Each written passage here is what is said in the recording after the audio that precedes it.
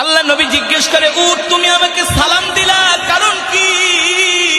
উট বলে, ওগো নবী, আপনি শুধু মানুষের নবী না, আপনি আমারও নবী। উট বলে, ওগো আল্লাহর নবী, আমার মনে অনেক দুঃখ, আমার মনে অনেক কষ্ট, আপনার কাছে কিছু দুঃখের কথা বলতে চাই। কি বলতেছে উট? কে বলতেছে? উট বলতেছে, ওগো নবী, আমার মনে অনেক দুঃখ, আমার মনে অনেক কষ্ট, আমি একটু আমার মনের দুঃখগুলো আপনাকে বলতে চাই। আল্লাহর নবী উটকে ডাক দিছে, তাল, আসো আমার কাছে। উট আল্লাহর নবীর কাছে আসলেন। এসে উটের মুখটা আল্লাহর নবীর কানের কাছে নিয়ে মনের সব দুঃখগুলো বলতে লাগলেন। আর উটের চোখ দিয়া ঝর ঝর করে পানি পড়তেছে।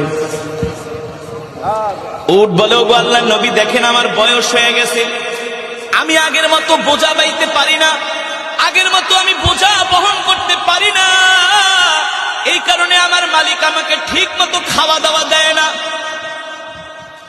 আমাকে খাবারে কষ্ট দেয়। শুধু এটাই না, আমার মালিক আমাকে জবাই করার জন্য দেখেন একটা ছুরি নিয়ে আসছে, একটু পরে আমার মালিক আমাকে জবাই করে দিবে।